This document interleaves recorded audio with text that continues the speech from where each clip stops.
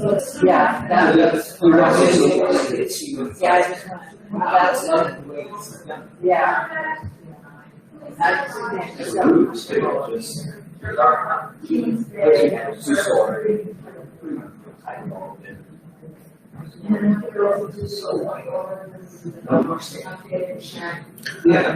All right.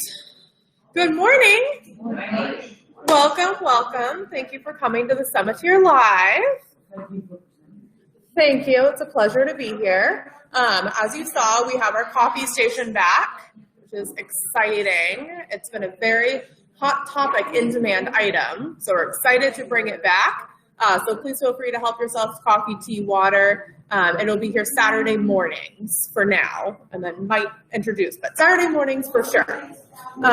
So without further ado, let's get started.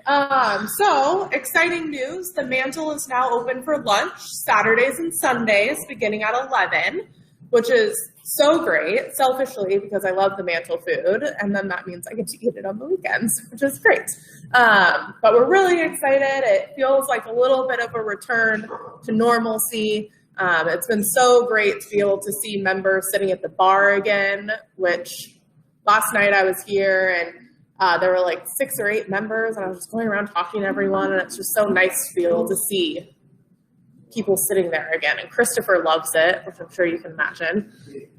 Yeah, he's very excited. But yeah, so the Mantle is now open for lunch Saturday and Sunday, which is very, very exciting. So weekly event review. This week we are going to talk about the 4th of July barbecue. So last Sunday we had our 4th of July barbecue out in our back lawn area, if you will. Chef Dino and the Mantle team put together a wonderful barbecue buffet with burgers, dogs. We have veggie burgers available. He did potato salad, which I don't know if you guys have had Chef Dino's potato salad, but it is divine. And then we had salads and freshly grilled corn. Doug was out there grilling corn for a little bit. It was great.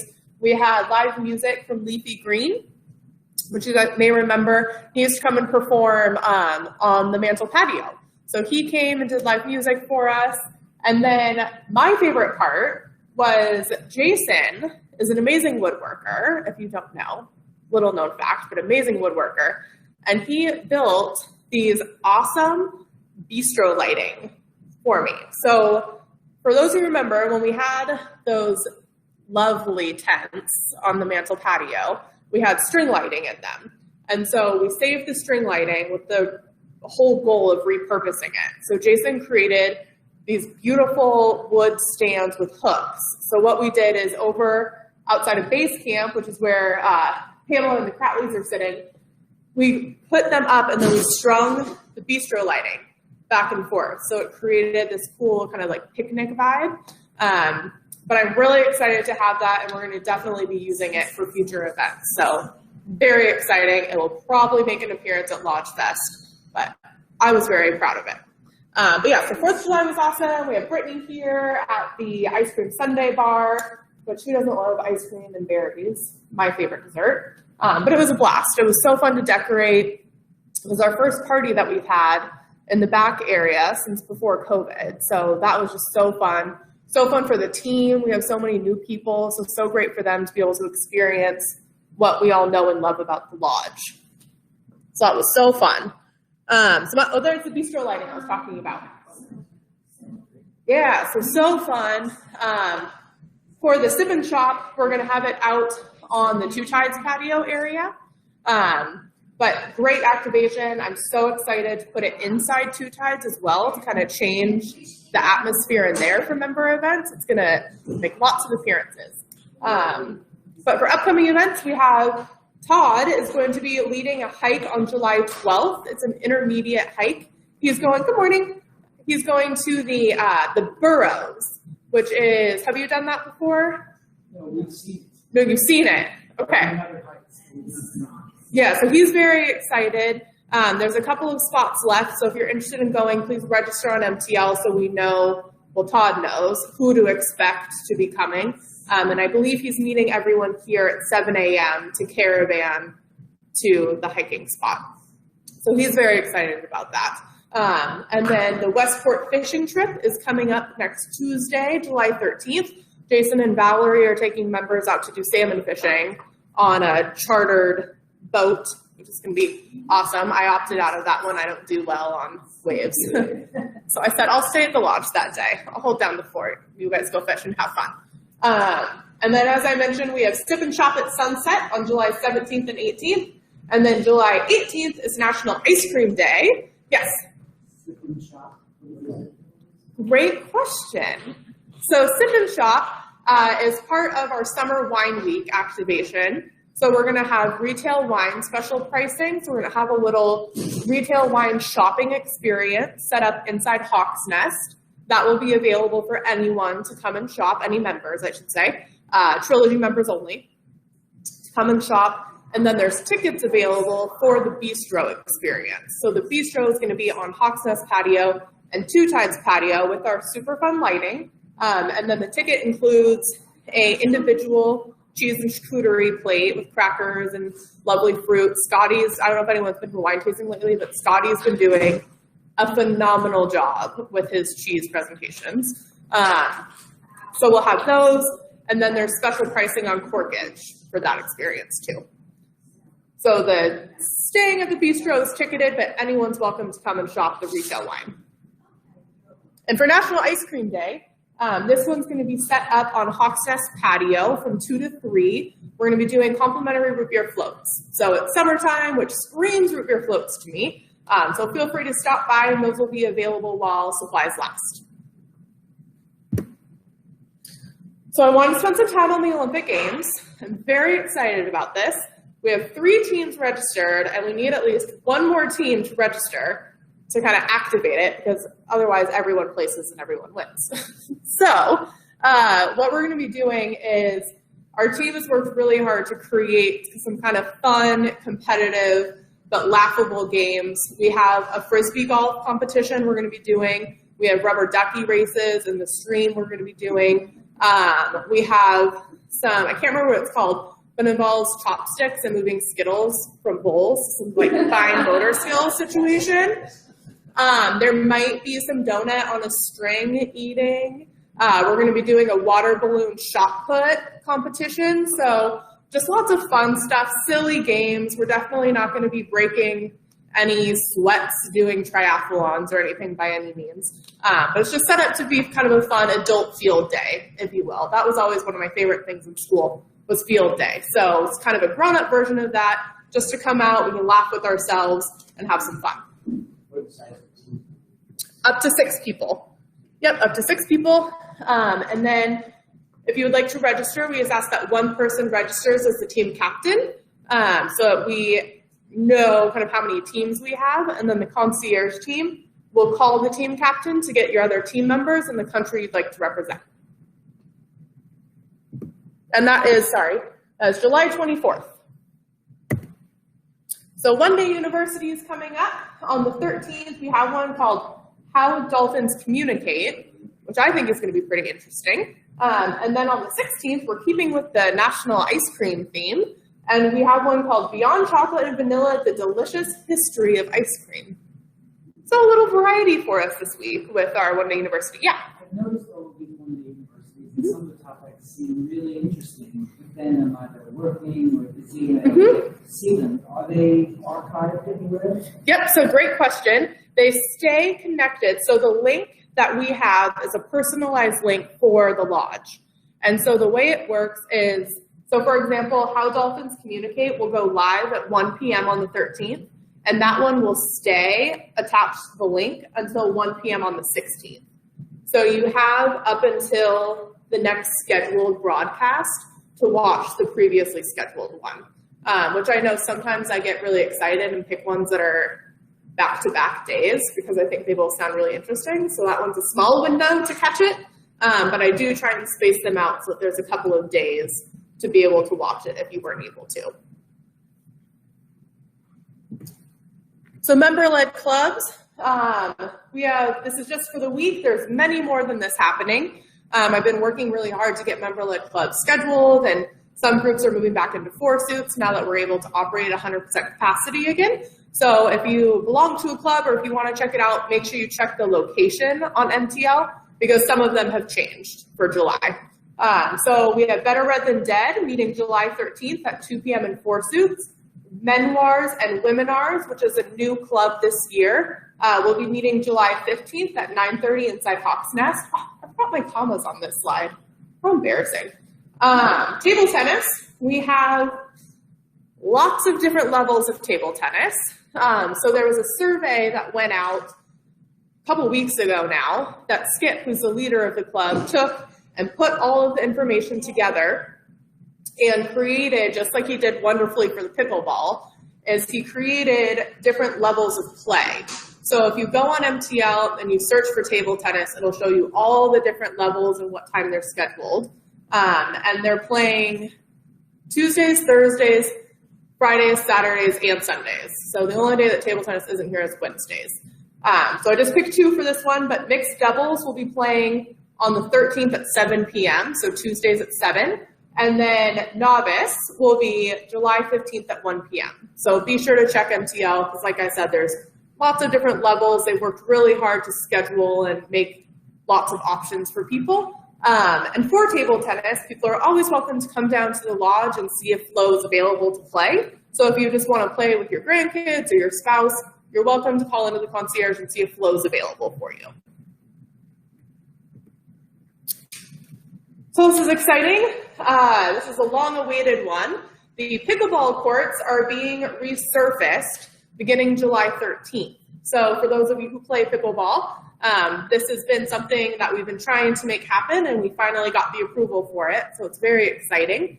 That will be starting July 13th, and it should take, fingers crossed, about a week or so. It all depends on the weather, and that might be it's too hot for the surface to do whatever the technical thing is that the surface does.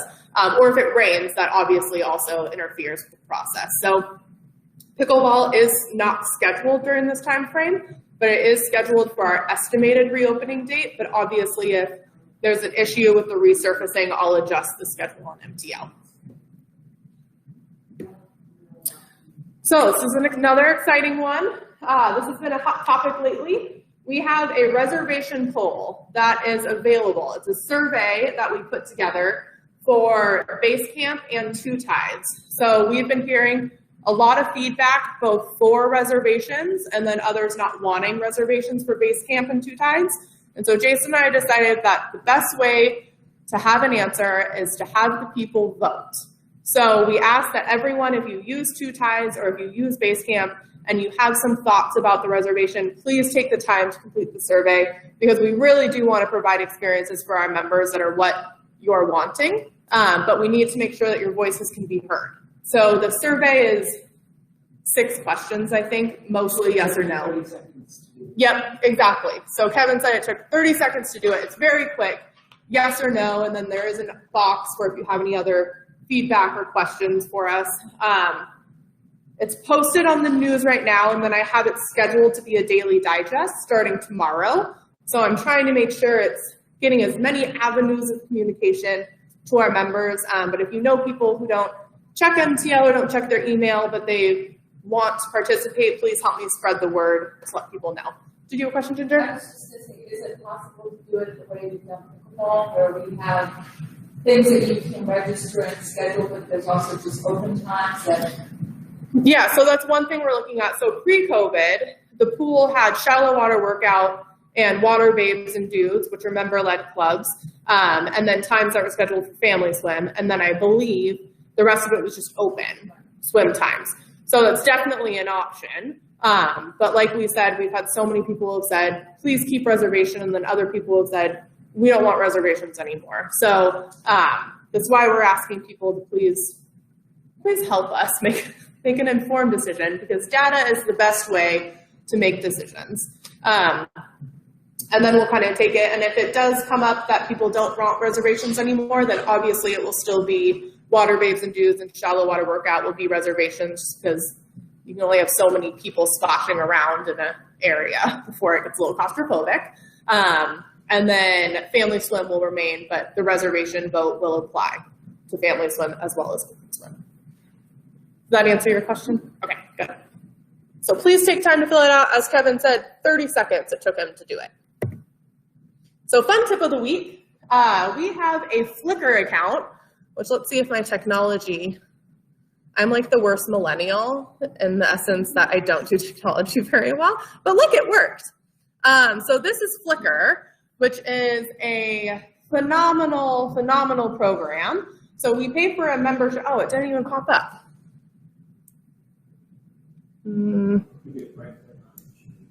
Right click on this one. Let's see here, right click, view.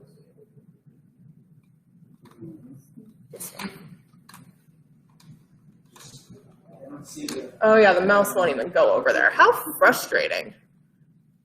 Well, here, I'll just turn my computer around because I'm good at nothing if not improv. So, sorry it's a very small screen for you, but it'll give you the essence of what I'm speaking about.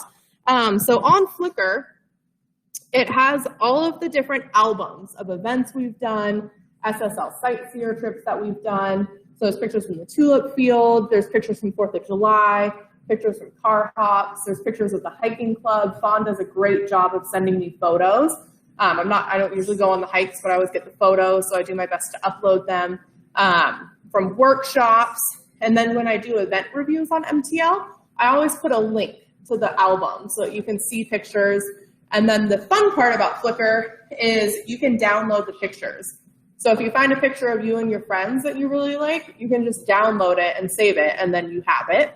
And you can also always email me too for a copy of a photo if you see one that you want. Pardon me, but I do try my best at events. If you've been to an event recently, you've probably seen me. Kevin was at the cooking demo this week, and I was there taking lots of pictures. So I always try to take as many pictures as I can. And the photos are a great way too if you're interested in participating in an event that might be a little unfamiliar to you. It's a great way to see what it's like.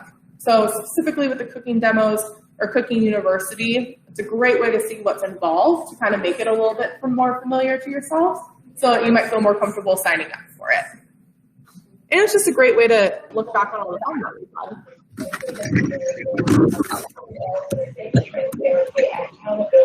Let's see here. And then we go back to this one. Perfect. Perfect. And that's all I have for this week. So thank you everyone for coming. I appreciate it. It's my first time doing it solo without Jason, so that was a fun one. But thank you for coming. Does anyone have any questions? I know I talk kind of fast and a lot, and I'm trying to work on that. Yes. So this is replacing Coffee Talk. And the reason why it's called the Summiteer Live is our weekly newsletter that goes out on Wednesdays is the Summiteer. So it's basically the Summiteer Live. So we have changed up the name of it.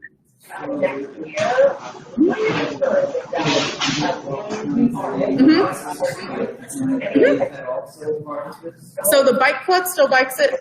We have some bikers. Yep, 9:30. And then the walking club is a little bit later in the day now because Fawn is doing the walking group and she has a class at 9. So that one's not right after anymore. I think so, yeah, 11:15 is when Fawn does her walks.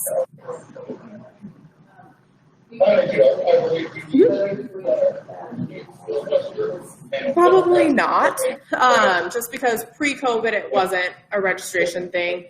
And then while we had limited occupancy, we did ask for registration just because we had to be very mindful that we were following the rules and being safe with distancing. But now that we're at 100% capacity, yay, we can kind of eliminate it. Part of the nice thing of having the reservations is then we know if we need to set up extra chairs for things. We used to do Coffee Talk in Hawk's Nest. No, not Hawk's Nest? Only a couple times? Oh, it wasn't here. Was it ever, were there ever not enough seats with it as is? Okay. So yeah, I mean, I can definitely get rid of them. Half the time people don't register for things anyways, which is fine for something like this. It's totally fine to just show up. But yeah, I don't think I'll probably take them off for August moving forward. Yes. Is this from Saturday? This is live. Oh, right now? Yeah. I missed most of it, but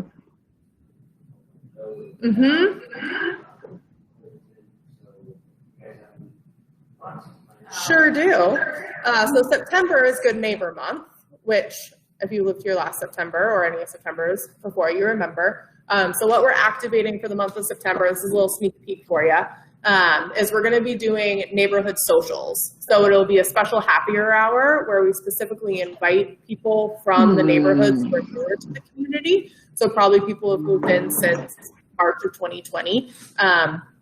Because the main reason why people move here is you want to be part of the community. And so I know I'm very sensitive to that. And so I've been working really hard to try and figure out ways to reach out to those. So I'm working with the Welcome Committee to kind of help figure out who those newbies to the community are and invite them to a happier hour with some of our veterans who have lived here for a long time. And then hopefully through MTL and word of mouth, getting people to events and things like that.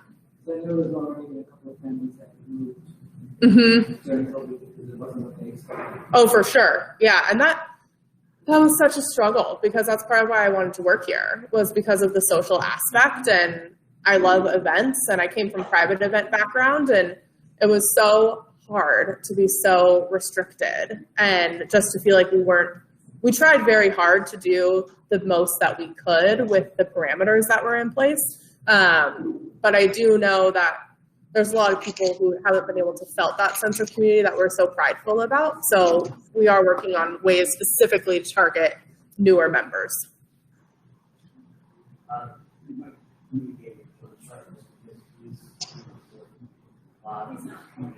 In terms of ways to pass